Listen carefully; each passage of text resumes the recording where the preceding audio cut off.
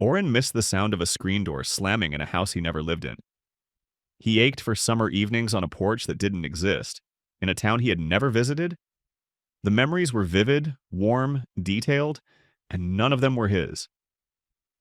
It started with a photograph, not his, just a picture he found online. A family at a lake in 1978. Folding chairs, sun-bleached kids running toward water that looked untouched. Oren stared at it for 11 minutes. He knew because his screen time tracked it.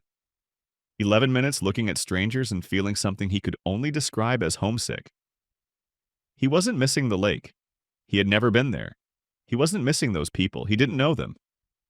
What he missed was the texture of a life that felt slower, warmer, more held than the one he was living. Soon he started collecting moments like that. Old film reels, vintage photos, stories about summers from decades he was born too late to experience. Each one gave him the same feeling, a warmth that ached, a home he was always arriving at but never entering. There's a word for what Oren felt: anemoia, nostalgia for a time you've never known. It sounds poetic until you realize what it does. When your emotional compass points to a past that isn't yours, the present starts to feel like a downgrade. The cafe is fine, but it's not the diner from the photo. The music is fine, but it's not vinyl. The moment is fine, but it feels smaller than the memories you imagined. But the past he longed for wasn't real.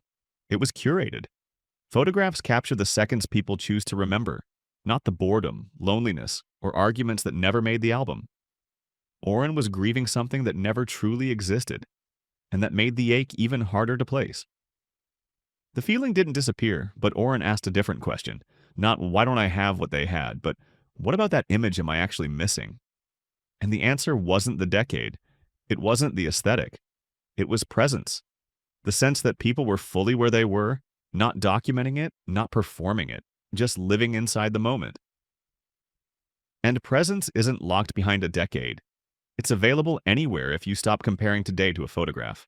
Oren realized he didn't need 1978. He just needed to stop leaving the present. If you've ever missed a place you've never been, a decade you never touched, a version of the world that only exists in someone else's photo album, you're not broken. You're just hungry for something this moment is ready to give you if you stop reaching past it. If you've ever ached for a time that was never yours, comment H or now.